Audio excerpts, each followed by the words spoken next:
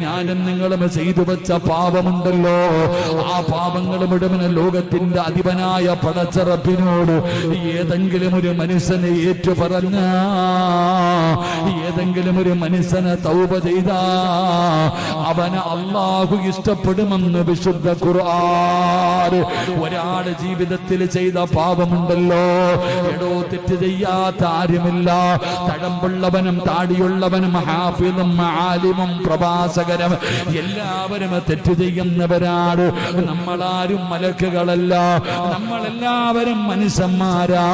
കുല്ലു ബനി ആദമ ഖത്താഉൻ വ ഖൈറുൽ ഖത്താഈന അത്തവ്വാബൂ. എല്ലാവരും തെറ്റ് ചെയ്യുന്നവരാണ്.